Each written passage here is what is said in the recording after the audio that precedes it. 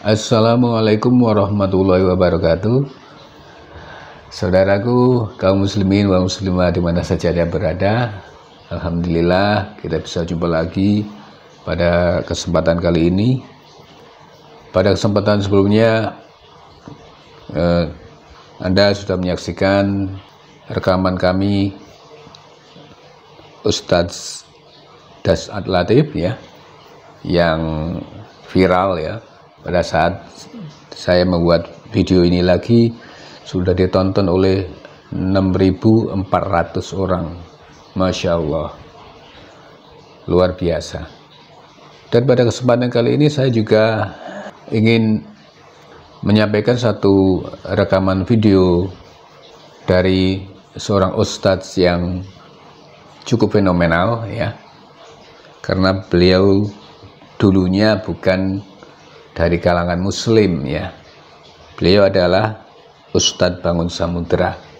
Sedikit saya ingin membacakan biografi Ustadz Bangun Samudra yang saya lansir dari media online.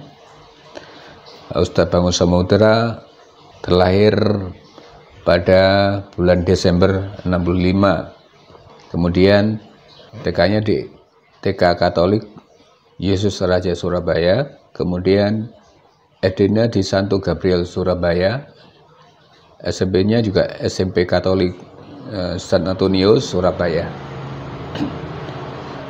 Pendidikan selanjutnya beliau ada di Sekolah Tinggi Filsafat dan Teologi Santo Giovanni, di mana program 10 semester hanya ditempuh 5 semester saja, luar biasa. Kemudian karena kecerdasannya, kekuatannya menghafal, beliau diberi tugas belajar melanjutkan pendidikannya di Magister Teologi di Vatikan Italia. Program yang harusnya ditempuh 3 tahun, beliau bisa menyelesaikannya dalam 1,5 tahun saja. Luar biasa. Dan pada saat itulah, selama mempelajari kitab-kitab di Italia itu, beliau mendapatkan hidayah. Akhirnya beliau masuk Islam, menjadi mu'alaf, kemudian belajar dan belajar. Akhirnya beliau menjadi seorang ustadz seperti yang sekarang ini. Alhamdulillah beliau juga sudah al-hafiz pada saat ini. Baiklah pemirsa yang saya hormati, tidak perlu berpanjang lebar, saya memberikan pengantar pada ceramah beliau kali ini. Mari kita langsung saja kita saksikan kajian dari Ustadz Bangun Samudra. Semoga ilmunya bermanfaat untuk kita semuanya. Wassalamualaikum warahmatullahi wabarakatuh. Suri anfusina wa min sayyiati a'malina may yahdihillahu fala mudilla lahu wa may yudlilhu fala hadiya lahu. Asyhadu an la ilaha illallah wahdahu la syarika lahu wa asyhadu anna Muhammadan abduhu wa rasuluhu la nabiyya ba'dahu. Sallallahu alaihi wa ala alihi wa ashabihi wa man tabi'ahum bi ihsanin ila yaumiddin wa sallama taslima katsira. Ya ayyuhalladzina amanu ittaqullaha haqqa tuqatih wa la tamutunna illa wa antum muslimun. Ya ayyuhan nas ittaqu rabbakumul ladzi khalaqakum min nafsin wahidah wa khalaqa minha zawjaha wa basa minhuma rijalan katsiran wa nisaa'a wa taqullaha alladzi tasaaluna bihi wal arham innallaha kana 'alaikum raqiban. Ya ayyuhalladzina amanu ittaqullaha wa qulu qawlan sadida yuslih lakum a'malakum wa yaghfir lakum dhunubakum wa may yuti' wa rasulahu faqad fasafatan atimah. Amma ba'd. Yang saya hormati, yang dirahmati Allah, yang dipilih Allah, dijamin langkah kakinya dari tempat masing-masing ke Masjid Nurul Islam. Dijamin pula oleh Allah duduknya.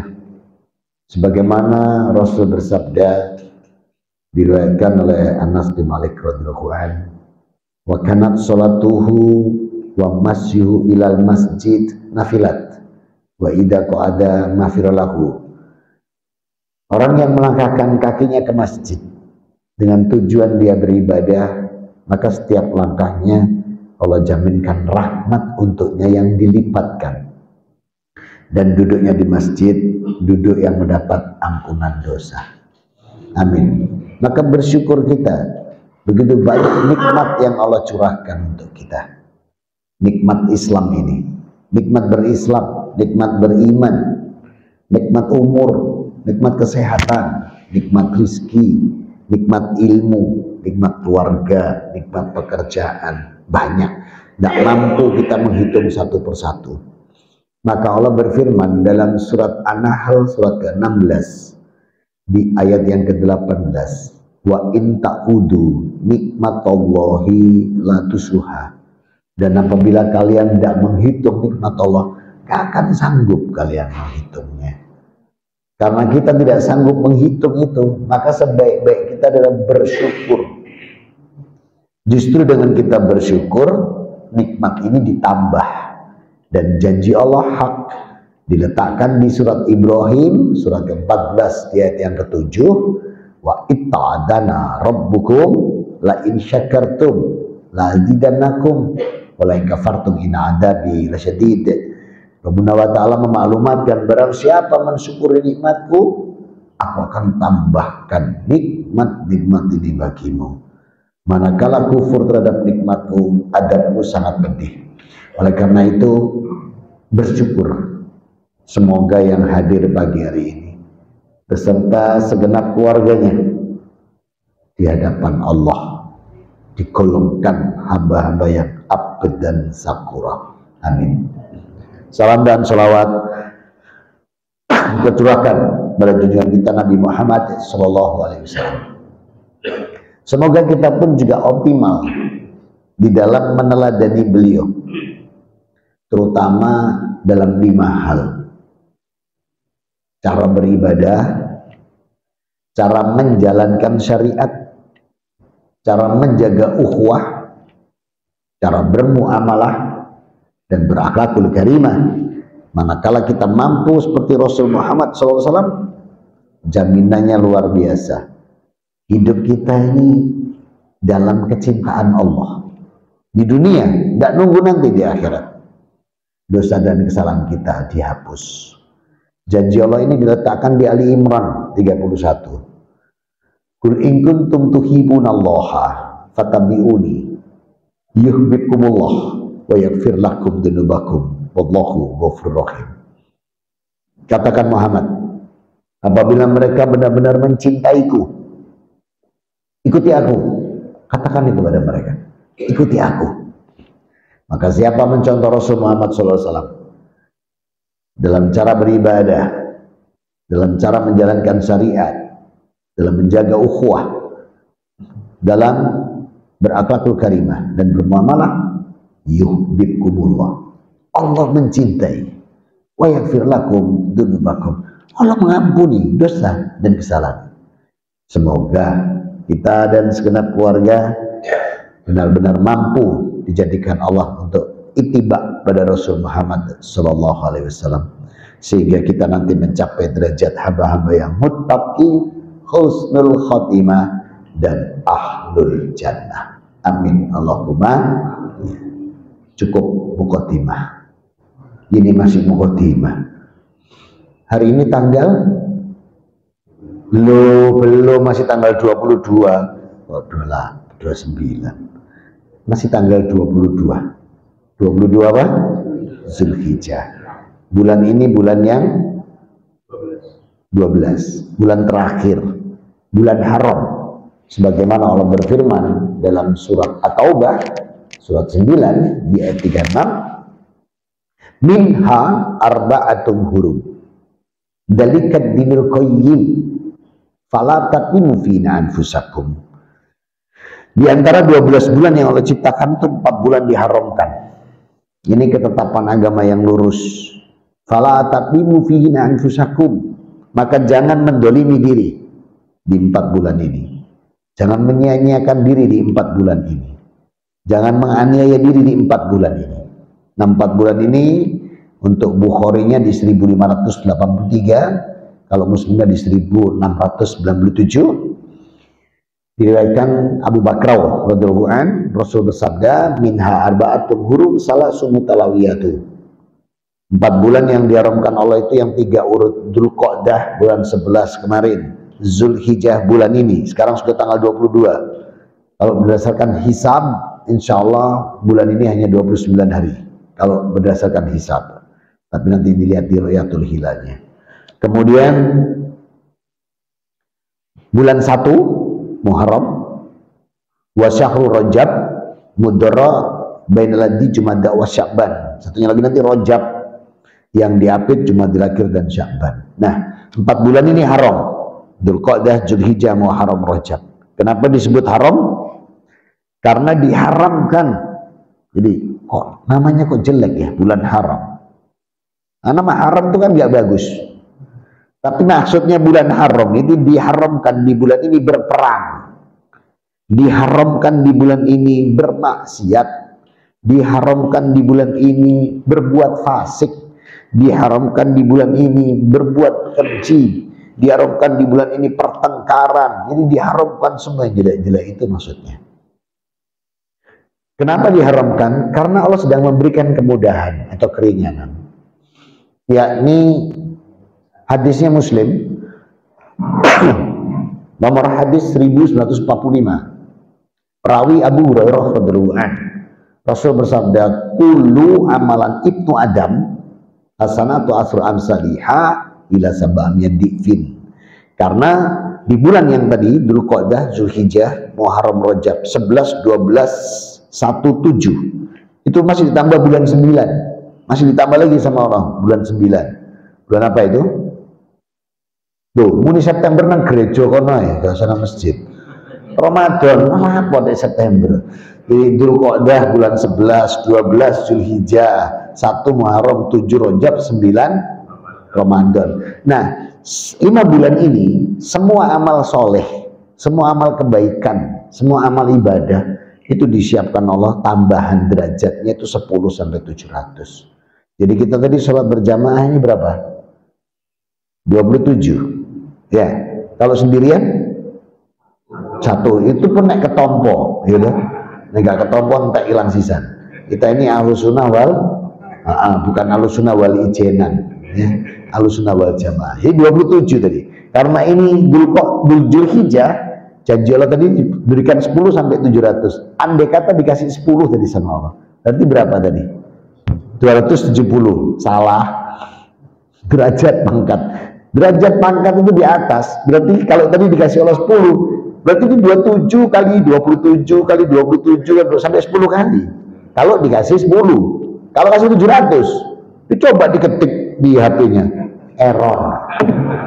Kenapa tidak cukup digitnya? Nah, ini Allah berikan buat kita. Karena Allah berfirman dalam surat An-Nisa 28, yuridullahu qayyukhafif anku wa khaliqa insanu dha'ifa. Allah hendak memberikan kemudahan, keringanan, pertolongan buat kita sebab kita ini lemah, salah, khilaf, keliru, apa, tidak punya ilmu, dilotok saya nggak mau. Ini numpuk-numpuk ini salah. Nah, kita dibantu nih sama Allah. Kasih 5 bulan. Itu semua untuk apa? Mengimbangi ini. Kalau tidak mampu kita di padang mahsyar, saat kita di yaumal hisab, hari di mana amal diperhitungkan. Yaumuddin, hari pembalasan. Yaumul jam'i, hari kita dikumpulkan. Yaumul mizan, hari timbangan amal, nggak mampu kalau nggak dibantu Allah. Maka bersyukur kita ini. Begitu banyak nikmat yang Allah berikan, kemudahan yang Allah berikan. Nah, hari yang tinggal hanya sepekan ini, Kita akan masuk tahun baru insya Allah 1446 Hijriah. Apa sih yang perlu? Yang perlu paling utama itu melihat hati. Ada apa dengan hatimu? Ada apa dengan hati kita? Ini yang penting. Karena apa? Ini bentuknya muhasabah. Karena semua bentuk amal, semua bentuk apapun, itu berangkatnya dari mana? Hati. Dari hati. Maka dalam hadis Muslim, nomor hadis 2564, diriwayatkan oleh Abu Hurairah radhiyallahu anhu, Rasul bersabda, innallaha la yanduru suwarikum amwalikum walaki yanduru ila qalbukum wa a'malukum.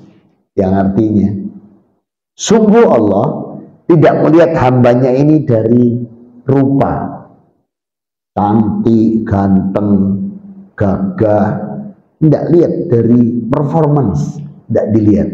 Performance itu bahasa Indonesianya apa? Nah, fisik, penampilan, tidak lihat itu. Wa amwalakum, juga tidak lihat harta, pangkat, jabatan, kekayaan. Tapi namun yang dilihat oleh apa? Qalbukum wa amalukum. Yang dilihat itu hati dan amal.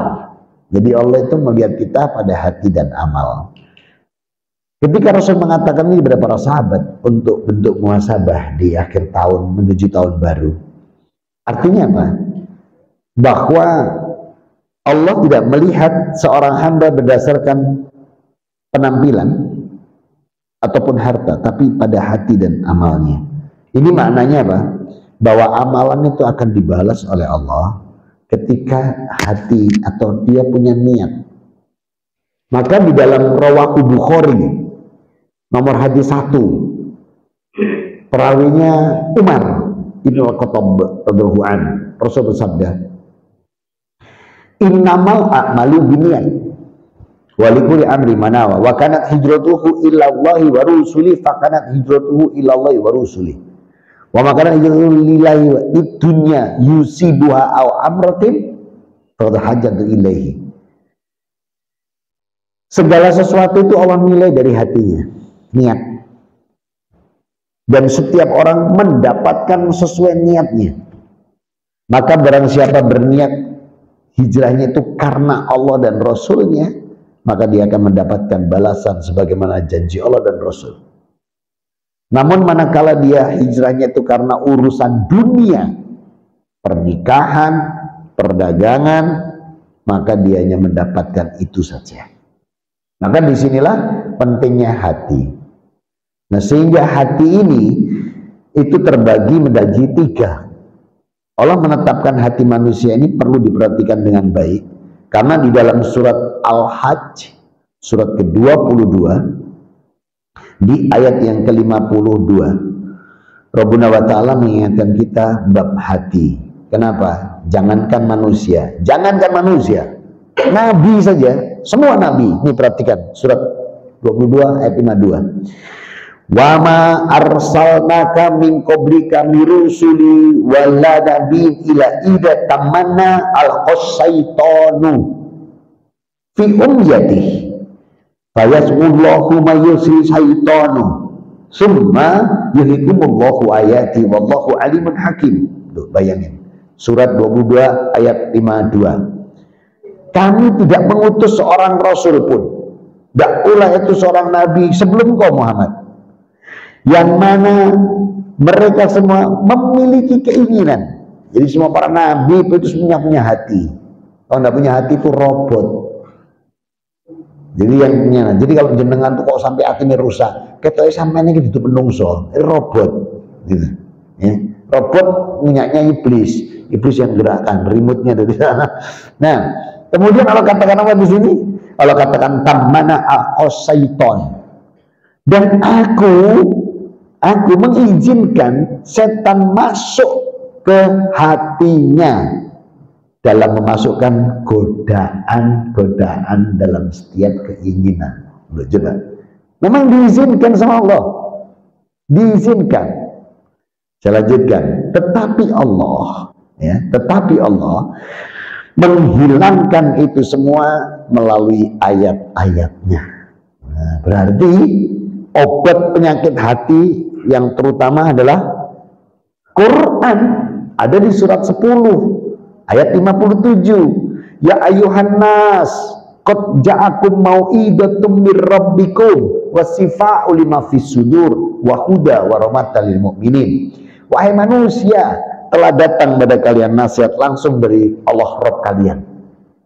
Dia obat pertama Allah sebut sifat lima fis sudur, obat semua penyakit, terutama penyakit hati. Dia petunjuk, dia rahmat bagi yang mengimani. Loh, ayat 53-nya surat 22. Liyaj'ala ma yuhis syaitan finatabil ladina qulubihim faradu wal qasiyati qulubuhum wa innal zalimina lafi syi'ab ba'id. Dan Allah ingin menjadikan godaan yang ditimbulkan setan itu sebagai cobaan bagi orang-orang yang hatinya sakit. Oh, jadi hati itu bisa sakit. Dan orang-orang yang berhati keras, jadi orang yang berhati keras berarti sakit, Allah izinkan setan, ya. Dan itu terjadi permusuhan yang jauh. Lihat 54-nya. Wa yamilladina utul ilma anahul haqqu mi rabbika fayu'minu bihi faqudulahu qulubuhum wa innallaha lihadin amanu illa siratim mustaqim. Dan agar orang-orang yang telah diberi ilmu meyakini bahwa Al-Quran itu benar dari Tuhanmu, lalu mereka beriman, hati mereka tunduk kepadanya, sungguh Allah pemberi petunjuk bagi orang-orang beriman kepada jalan yang lurus. Berarti hati ada 3 dari ayat ini. Hati yang sakit, hati yang mati, sama hati yang sehat. Makanya kenapa judul saya pagi ini, ada apa dengan hatimu? Kita tuh di yang mana gitu loh. Yang sehat, kalau lihat yang datang ini ya sehat. Loh, kenapa? Karena manusia itu kalau dikasih Quran, manusia kalau dikasih nikmat, manusia kalau dikasih berkah, manusia kalau dikasih rahmat, dari berkah, nikmat, rahmat semua dikasih Allah, mereka memecah diri menjadi 3. Mereka ya, berarti manusianya. Bukan Allah memecah manusia menjadi 3 golongan. Saya ulang, kalau Allah ngasih petunjuk, Allah ngasih rahmat, Allah ngasih nikmat, Allah ngasih berkah, manusia yang dikasih ini mereka membagi 3. Bukan Allah yang bagi 3, manusianya memecahkan diri menjadi 3. Dan ini Allah katakan di surat 35 Fatir ayat 32. Summa arosnal kita dastofaina min ibadina faminhum dolimuli nafsih wa minhum muktasid wa minhum sabikum bil khairat bi'idznillah dalika huwa fadl kabir. Kelompok 1 pertama ini dolimuli nafsih, orang-orang yang mendolimi dirinya. Ada contoh? Ada. Contoh ini kebetulan terjadi 2 hari setelah Idul Fitri. Saya kan tidak punya ibu, mohon maaf, punyanya mama. Jelah. Saya pulang ke mama, ketemu teman lama. Chris, iki konco zaman kafir ini mesti. Kalau mama saya dipanggil Kristian, ya Chris, saya tolak. Ya, wih, awakmu saya bilang. Yang manggil ternyata teman saya yang sejak kecil sudah Muslim. Nanti gitu. Sudah jelas saya pakai sarung, pakai baju koko sama kopian, dan rumah mama ke masjid itu mungkin 50 meter, ya lebih lah, hampir 100 meter. Saya jalan, kata masjid, kata apa? Dia bilang gitu. Aneh, Islam sejak lahir. Saya ditanya kemana ke masjid, dia takut kata apa? Tak jawab, kalau jangan aneh-aneh. Kata sholat.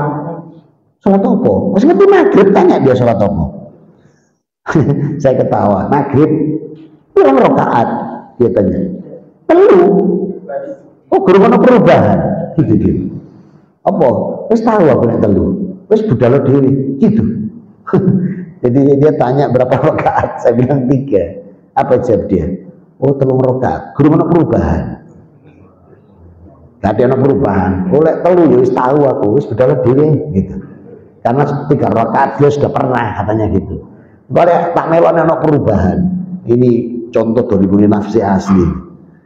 Sampai saya turun masjid lagi selesai, ditangkap cangkruk di situ. Gak buyar-buyar, temenan ya. Jadi contohnya kayak gini nih. Muslim tidak lain. Nah, ini yang mendolimi diri nih. Yang kedua ini muktasid. Apa muktasid ini? Muktasid itu yang hatinya itu tidak punya apa? Ghirah, ya. Kalau bahasa Qur'annya ghirah. Jadi, waya sholat, sholat. Waya poson, poson. Waya kurban, kurban. Waya mengeluarkan zakat, tidak punya apa. Pokoknya, nek bahasane Beratang dan sekitarnya, itu waton gelinding. Nah, nek bahasane pulau seberang, itu norobunte. Nah, norobunte, iya. Pokoknya melo. Ini muktasid. Yang ketiga ini sabikum bil khairat biiznillah. Mana contohnya? Contoh yang ketiga nih, sabikum bil khairat, mana contohnya? Oh tadi bilang apa? Waliyal lamadina utul ilma. Namun orang-orang yang telah aku beri ilmu. Bagaimana nih? Ini loh, ini loh. Kelompok ketiga ini loh, jenengan ini loh. Ini sabikum bil khairat sini, bismillah. Jenengan dikasih nafsu Allah tapi berangkat ke masjid mau tinggal untuk bertelabul ilmu. Ini sabikum bil khairat. Jadi besok di surga ya ini grupnya. Gak mungkin kumpul orang-orang sing buka ibotong terus gak mungkin. Ada sih. Maka disinilah ini yang namanya sabikum bil khairat. Karena kalimat Allah waliyal utul ilma. Namun mereka yang aku beri ilmu. Bersyukur orang yang ada di masjid. Ini orang yang dipilih Allah loh. Kalau jenengan tidak dipilih Allah tidak sampai sini. Kenapa?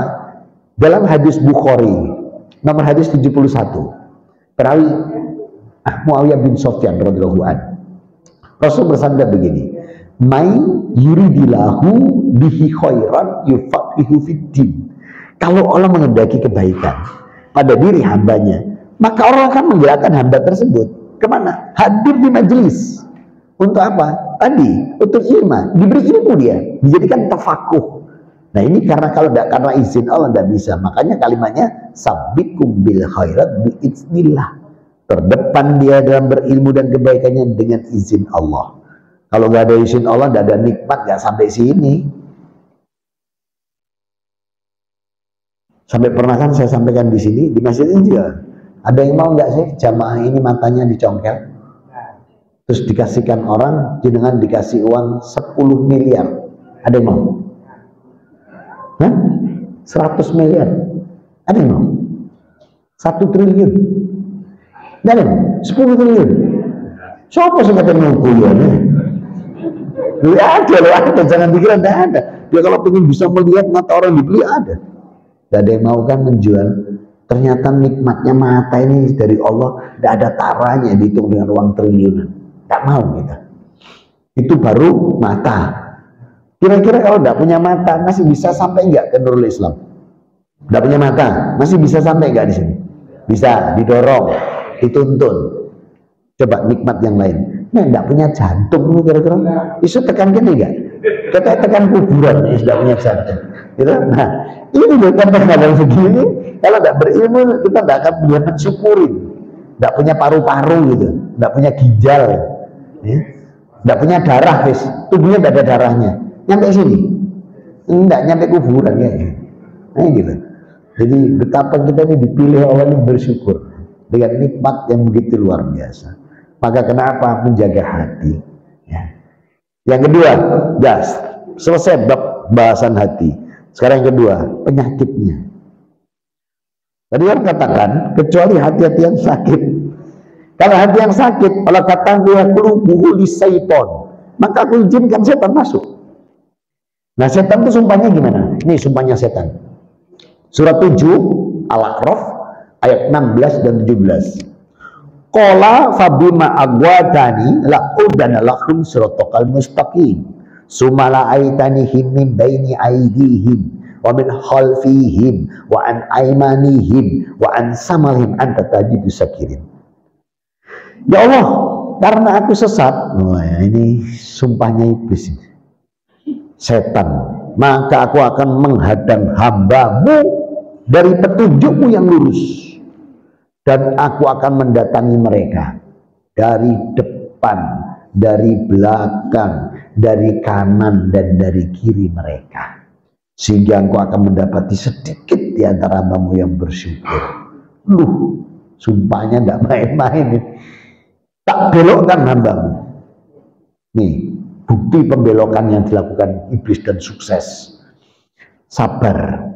Sabar itu definisinya dalam Islam ikhlas.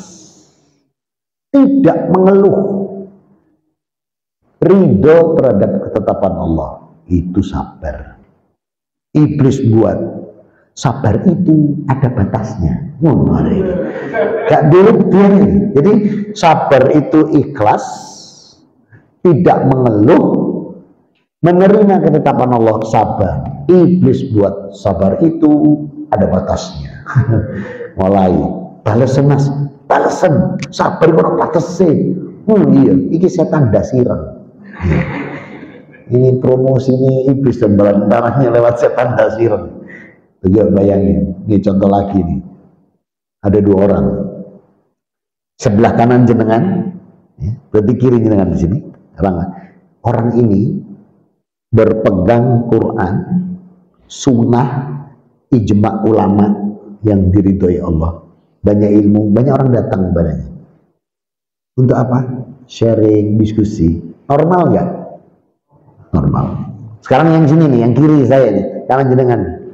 Orang ini menyimpang dari Quran, menyimpang dari akidah, menyimpang dari sunnah, menyimpang dari ijma ulama. Orang ini normal atau tidak normal? Tidak normal, tidak normal. Tapi banyak orang datang. Karena apa? Orang tidak normal ini diganti namanya sama setan. Paranormal. Ada? Pokoknya setan ini paling bagian belok-belokkan. Ayo nang kono, oh kakak, oh gak bener dukun. Tutup iki paranormal, gitu. Yang mempromosikan setan dasirengan. Itu kerjanya iblis begitu itu. Nggak akan pernah berhenti. Pokok yang lurus-lurus dari Allah, dia bagian yang bengkok-bengkok kan. Karena dia udah sumpah itu. Makanya kemarin ya mohon maaf nih, ngobrol sama temen. Aku ini tertarik Islam. Ya kita melebuh. Tapi wong Islam yang akeh kudoan nih. Dikudo. Jadi aku mikir, aku gak tahu dikudo. Ya memang sih, aku bilang waktu belum Islam ya gak tahu dikudo. Loh bener toh awamu berarti membenarkan. Iya gak tahu dikudo. Soalnya bolonnya setan di iblis masalah. Jadi kayak apa dikudo? Kan bakal baru mau rokok. Gak enak temen omongan lu bro gitu dia. Dia apa sudah berbuka, mikir dia. Itu kan bener. Kenapa orang Islam dikudo? Karena iblis pengen akeh konconya besok. Jadi sampai nggak pernah dikudo, perlu mikir. Kita kok bolong nih kata dikudo. Nah, kita ini pasti digoda. Itu nggak mungkin tidak digoda. Ayatnya jelas. Jangankan kita, Nabi saja digoda. Ya, Al-Hajj. Nah, ini, maka menjaga hati ini paling utama. Sehingga penyakit hati yang paling besar itu syirik musyrik. Ini paling besar. Contoh syirik musyrik itu ya ada Tuhan selain Allah lah ya. Seperti yang mengatakan Tuhanku ada 5, rupa-rupa warnanya. Hijau, kuning, kelabu, merah, muda dan biru. Nah, itu termasuk syirik besar itu. Tuhan Putri Inwan segala itu syirik besar. Kiai Slamet bareng sampai dinteni. Tahu Kiai Slamet? Kebun keraton Solo, Surakarta ya. Itu kalau sudah dikeluarkan, teletong dinteni. Nanti dipasang di perkebunan, dipasang di sawah, ini bener ini. Dan mereka mempercayai nanti subur. Ini model begini nih, ini penyakit hati ini. Ini syirik musyrik besar. Nah syirik terbagi dua, besar kecil. Yang kecil-kecil juga bahaya kalau numpuk-numpuk. Contoh, dokter, dunia kedokteran, hati-hati ya, banyak. Kalau hati tidak dijaga masuk sirik. Contohnya begini, ada pasien datang, tenang, obat ini mandi, marah sampean, tidak boleh. Kalau dia mau menjaga hati dari sirik, bismillah ya, atas ilmu yang saya pelajari, obat ini komposisinya bagus, bismillah, semoga nanti jenengan sembuh dengan obat ini. Nah itu benar itu, jangan mas tenang, sono obati. Nah itu jangan. Penyembuh siapa? Allah. Sama juga kita datang ke rumah teman, mas silahkan ngeluh, kon gak obat, ada, ini Panadol misalnya. Waduh mas, aku gak bodrek, gak waras.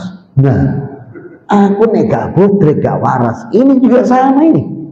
Ini sirik, dan nyembuhkan Allah lah kok dia malah aku gak bodrek, gak waras. Mestinya di Panadol itu mestinya. Terus bismillah, ya Allah sembuhkan sakit kepalaku. Itu. Ini contoh ya, ini contoh. Jadi setelah dikasih minum, kan dikasih obat. Ini contoh ini. Obat ini yang bukan biasanya dia minum. Ini contoh. Bismillah kita. Terus dia minum. Ini contoh.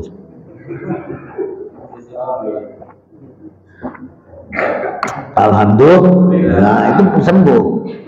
Pagi datang ke rumah teman, ngeluh mana? Seru, silahku ngeluh. Gak ada obat, kau no, mosok kau no belas. Jadi kau no obat panu. Sih tahu begini, ngawur kalau itu loh. Jadi artinya ya terus aja ngawur gitu loh. Nah disinilah termasuk ke dokter. Mbak, anakmu sakit nggak? Kok nggak dibawa ke dokter? Iya, anakku gak dokter cinta gak waras ngono. Jadi nah dokter nanti simposium ini setelah loro ini tambah nemen, mestinya tetap dibawa bismillah gitu. Cari orang yang depannya ada D kecil R kecil dokter, jadi kasih ilmu Allah, bismillah berangkat, mestinya begitu. Hati-hati, itu penyakit hati. Lagi contoh sirik kecil lagi, ria itu bukan yang kuek tuh, itu bukan. Nanti riya dikasih waktu, itu bukan riya itu. Riya itu adalah sesuatu yang ditunjukkan kebaikannya supaya mendapat pujian atau dilihat. Contoh paling gampang tuh kota infak, paling gampang contoh. Jadi kalau dia 100 gitu, dia marah-marah gitu. Oh betak ngeri, gawe cilik, saya nggak bisa melebu. Cek itu nek 100 gitu. Ya. Tapi padahal maksudnya Rasul kalau infak itu jadi amalan jadai yumnah yusra. Kalau kamu beramal yang baik itu tutup. Orang sekarang kan banyak ditutup. Tapi ditutup bukan karena hadis kalau sekarang. Sebab kalau dibuka rongeng. Nah, maka ria ini juga bahaya nih. Ya, sholatnya tunjuk-tunjukkan, jangan ria. Yang kedua sum'ah. Sum'ah itu kebaikan yang diceritakan. Datang teman, pas kemarin sampean tolong ya fulan. Wis, ya apa kabarmu? Wis ngomong liane. Piye kabarmu? Ya mana anakmu? Keren. Ada yang datang, Mas, ini sampean tolong fulan. Oh, aku beratang tak tolong. Manyar tak tolong. Terus diceritakan kabeh. Ini sum'ah. Ini juga penyakit hati. Ujub. Nah, ujub itu orang lain direndahkan, dirinya diunggulkan tapi tidak diucapkan. Nah, itu ujub. Kalau semua diciptakan, kalau riya ditunjukkan, kalau ujub tidak ditunjukkan. Kota infak lewat Jumatan, sebelah mengeluarkan dompet, gak sadar terlihat 5.000 muni. aku 20 ini ujub. Ini juga penyakit hati. Dengki. Ini juga penyakit hati. Ini kalau sama tonggo luar biasa dengki. Tetangga samping rumah ada pickup, berhenti, turun kulkas 6 pintu. Ada loh. Langsung meriang. Ya. Besok mobil turun gerges. Tidak senang tetangganya sukses. Ya. Iri, dengki. Rasul bilang, silakan kamu iri, tapi iri urusan akhirat. Jangan iri urusan dunia, gitu loh. Silakan iri, boleh. Iri itu penyakit hati, tapi ada iri yang diizinkan Allah. Apa? Iri urusan akhirat. Jangan iri urusan dunia. Nah kalau kita iri urusan dunia, penyakit hati jadinya. Hasad, wis. Iri, hasad, dengki itu wah luar biasa. Akhirnya bully, ini penyakit hati semua. Maka hati-hati, jaga baik-baik penyakit hati ini. Yang ketiga, yang terakhir, setelah itu kita nanti diskusi obatnya apa. Nah, obat penyakit hati dalam surat 33. Coba kita buka surat 33 di ayat 41 dan 42. Ini obat penyakit hati yang luar biasa. Ya ayyuhalladzina amanu dzikrullah dzikran katsir. Hai orang beriman, ingatlah Allah dan sebutlah namanya sebanyak-banyaknya. 42-nya wasabbihuhu bukratan wa asilah, dan bertasbihlah kepadanya baik pagi maupun petang. Terus atas ayat ini Rasul mengeluarkan cuklaknya untuk kita, disebut zikir pagi dan petang. Maka luar biasa apa yang diajarkan Rasul pada kita, karena Rasul juga mendapatnya dari malaikat Jibril dan Jibril dari Allah. Ini loh cara berzikir pagi petang. Asbahna wa asbahal mulku lillah, semua ada. Saya memasuki waktu pagi ya Allah, siang. Minta khairu ba'duhu, memisari ba'dah, minta kebaikan sesudahnya, minta kebaikan sebelum, terus seperti itu. Kemudian apalagi ada sayyidul istighfar. Allahumma anta rabbi la ilaha illa anta khalaqtani wa ana abduka wa ana ala ahdika wa dika mastata'tu a'udzubika min syarri ma sana'tu abu'u laka bi nikmatika alayya wa abu bidzambi faghfirli fa innahu la yaghfiru dzunuba illa anta.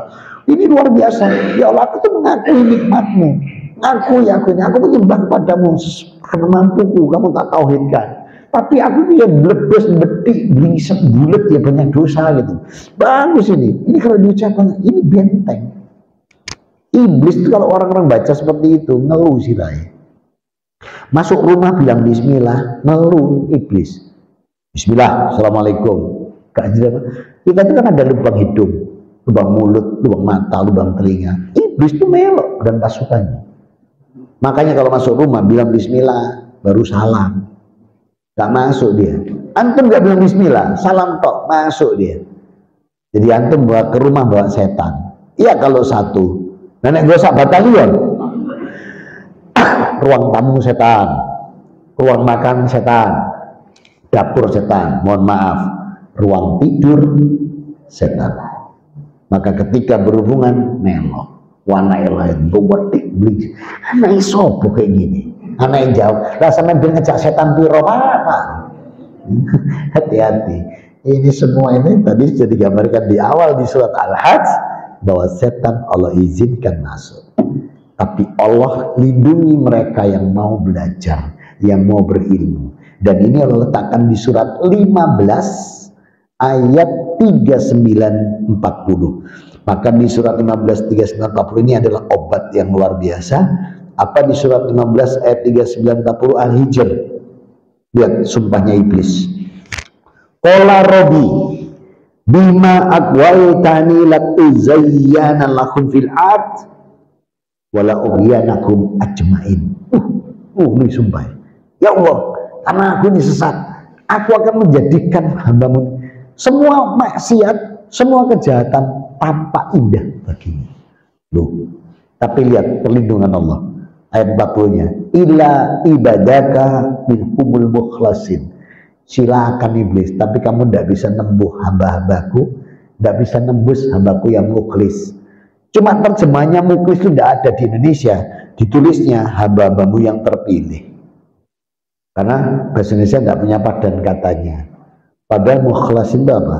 Orang yang rukun Islamnya dijalankan benar, rukun imannya terjaga, itu mukhlis ya. Cuman bahasa Indonesia tidak punya, cuma ditulis hamba-hambamu yang terpilih. Maksudnya hamba yang terpilih itu kan karena Islam itu kan pilihan. Kuntum khairu ukhrijat linnas, kamu itu umat pilihan dan terbaik. Karena apa? Menyeru yang ma'ruf, mencegah yang mungkar. Ali Imran 110. Jadi makanya terjemahnya di sini hambamu yang terpilih. Tapi maksudnya itu kita yang muslim, tapi sungguh-sungguh muslimnya yang amar ma'ruf nahi mungkar. Soalnya sekarang ini masih sudah cukup banyak Islam yang hanya tertulis di KTP, disebut Islam KTP. Yang lebih parah sekali lagi ada lagi yang baru Islam KSK. Rusak keluarga total malah, gak belas. Tapi Islam itu namanya Islam KSK. Ini parah ini. Bapak mbok sanake gak ono tepak kabeh tapi terus Islam. Kalau dulu masih perorangan Islam KTP, ini Islam KSK. Itu rombongan malah. Nah, sudah saudaraku, itulah obat penyakit hati. Penuhi dengan dzikir, ingat pada Allah, dirikan ibadah dengan sebaik-baiknya, dan jadikan setan itu musuh. Surat 35 ayat 6. Jangan diajak kompromi. Nah, ini kuncinya. Dalam surat 35 Fatir ayat 6, Rabbuna wa ta'ala berfirman, inna syaitana lakum aduun fatakhidu aduwa innama ya'dubih isbaqu liyakunu min ashabis syair. Setan itu musuh bagimu, maka perlakukan dia sebagai musuh, karena sesungguhnya setan hanya mengajak golongannya agar mereka menjadi penghuni neraka yang menyala-nyala. Makanya kenapa Islam itu digoda terus supaya nanti bareng yang lainnya gak digoda, karena wis padha calon penghuni neraka. Ini gak enak kok sing ngono sangkano ngelek-ngelek, padahal ayat ini berbicara. Mudah-mudahan yang mendengar nonton ini terus belum menjadi diberi hidayah. Amin Allahumma. Wis selesai. Mohon maaf tadi kan ustadznya nggak datang, makanya saya ngisi. Dan saya mampunya cuma ini tadi. Jadi yang saya tanya Ustadz Endi, tidak datang. Ya izinkan saya ngisi ya, ini sekarang saya ngisi di sini. Mudah-mudahan bisa bermanfaat. Ada yang mau didiskusikan? Atau ada yang mau nambah materi? Silakan duduk sini. Mumpung Ustadz nggak teko. Nah, saya jangan ini. Nanti saya duduk bawah. Ya, tonton. 1, 2, ya. Ya, dan jangan dulu. Nanti. Allah akan menciptakan manusia. Kenapa kok terus diizinkan untuk menggoda manusia? Karena itu ada apa? Baik. Yang kedua. Yang kedua, ya. Yang berharap kepada kan saya ini mohon bantuan Tuhan melalui Ustaz, kebetulan ibunda dari Bapak ada sesuatu sahabat kita sedang di rumah sakit. Oh, baik, ya. Yang pertama, ketika tadi Allah Rabbuna wa ta'ala mengatakan bahwa aku izinkan setan itu untuk menguji atau menggoda. Kenapa? Kita lihat surat 29. Surat 29. Surat 29 itu apa? Al-Ankabut. Di ayat yang kedua. Jadi kenapa Allah izinkan? Karena bentuknya begini. Ahasiban nasu ayatrohu ayakulu amanah wa kum la yuftanun. Maka tidak cukup kalian itu hanya mengatakan beriman tanpa diuji. Nah, jadi ini ketetapan Allah mengizinkan. Tapi itu Allah kan tetap menjaga. Dan ujian yang Allah berikan pada setiap manusia itu tidak bisa sama. Tidak akan sama. Kenapa? Allah itu kalau menguji hambanya dalam surat 2 Al-Baqarah ayat 286, la yukallifu nafsan ila wus'aha. Allah itu kalau menguji gak akan melebihi batas kemampuan. Zulhijjah ada pelajaran luar biasa, ujian Nabi Ibrahim disuruh nyembelih anaknya. Kenapa kok tidak Ishak? Kenapa kok Ismail? Kenapa kok Nabi Ibrahim sama anak Ismail? Kenapa kok nggak Nabi yang lain? Tahu kenapa? Karena Nabi Ibrahim tauhidnya tinggi, kecintanya sama Allah tinggi. Jadi kalau diuji itu Allah tahu sanggup. Kenapa Ismail? Ismail itu 3 di antara Nabi yang tersabar. Saya ulang, Ismail itu salah satu dari 3 Nabi tersabar di muka bumi. Makanya Ismail yang dipilih. Bapaknya pas, bapaknya tauhid, anaknya sabar, sembelih. Nah itu kalau diserahkan orang beratan, beli anakmu, wong beratan gue pedang, nak, tak beli, iya pendapatmu. Anak yang jawab, ya apa nih bapak yang tak beli, bapak itu gue, gitu, tak mampu gitu. Tapi kenapa begitu Nabi Ibrahim yang diperintahkan terus sama yang jawab, ya abatif al matuk maru satajiduni insyaallah minas sabirin. Dalam surat 37 As-Saffat ayat 102. Lakukan Bapakku loh. Semoga kau menemui aku sebagai hamba Allah yang sabar. Berapa sih Nabi yang sabar di muka bumi? 3. Yang pertama Ismail. Nah, sisa 2 siapa? Bukan. Ini beda-beda terus sampai Isa gak mari loh. Disebutkan Allah di surat 21 ayat 85. Wa Ismail wa Idris wa Zulkifli kullu minas sabirin. Ismail, Idris, Zulkifli, inilah 3 nabiku yang tersabar di muka bumi. Gak ada yang bisa ngalahkan 3 ini. Nabi Muhammad pernah tidak sabar. Perang Tabuk disuruh tunggu dulu, mentang-mentang pasukannya banyak, berangkat duluan. Dikalahkan kan sama Allah untuk memberi peringatan. Ya, Nabi Musa, taman jelotong itu, sabar kalau belas itu. Musa kerusut Nabi Musa. Jadi semua Nabi, Ayub masih mengeluh. Ya Allah, saya ini masih ada ngeluhnya. Padahal tapi sabar, ikhlas, tidak mengeluh, dan ridho terhadap ketetapan Allah. Yang lainnya masih ada nilai hilang dari sabarnya. Tapi yang tidak pernah, yang tidak ikhlas sama, yang ikhlas totalitas, tidak ngeluh dan menerima 3. Ismail, Idris, Zulkifli. Ada di surat 21 ayat 85. Nah, maka itulah jawabannya. Terus di surat Al-Baqarah ayat 155 Rabbuna wa ta'ala berfirman lagi dengan kalimat wala nabluwanakum bisyai'in minal khauf wal ju' wa naqsin minal amwal wa anfus wa samarat wa basiris sabirin. Nah, kami pasti akan menguji. Lah itu loh. Jadi kalau tadi dikatakan kenapa? Ya itu, karena harus ada ujian. Baru kita dikatakan beriman, baru kita bisa menjadi orang sabar. Tanpa ujian, tanpa godaan, tidak mungkin kita bisa mampu melampaui batas keimanan. Oleh karena itu, semoga kita-kita yang dapat ujian itu jangan pernah terus putus asa. Sebab tidak ada ujian yang melebihi batas kemampuan. Kok saya tidak kawin-kawin, dianggap mampu ya Allah. Maksudnya kain untuk maneh loh.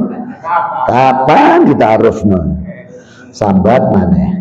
Ayo kita doakan dulu untuk saudara kita, siapa namanya? Bu Samsi. Untuk Bu Samsi ya. Bismillahirrahmanirrahim. Ya Allah, kami mohon ya Allah atas ajaran Rasul Muhammad SAW, kami mendoakan Ibu Samsi ya Allah. Allahumma rabban nasi ahtibil ba'sa isfi antasafi la sifa ila sifauka sifaan la yughadiru sakoman. Ya Allah Tuhan manusia, hilangkanlah rasa sakit ini pada diri beliau ya Allah. Sembuhkanlah, Engkaulah zat yang maha penyembuh. Tak ada kesembuhan kecuali kesembuhan darimu, yaitu kesembuhan yang tidak meninggalkan rasa sakit. Kabulkan doa kami ya Allah dengan fadilah Al-Fatihah. Bismillahirrahmanirrahim. Alhamdulillah. Iyyaka na'budu wa iyyaka nasta'in. Shiratal mustaqim. Shiratal ladzina an'amta 'alaihim ghairil maghdubi 'alaihim. Amin. Cukup? Alhamdulillah. Ayo kita tutup dengan doa kafaratul majelis. Subhanakallahumma wa bihamdika asyhadu an la ilaha illa anta astaghfiruka wa atubu ilaik. Alhamdulillahirabbil alamin wa minkum. Wassalamualaikum warahmatullahi wabarakatuh.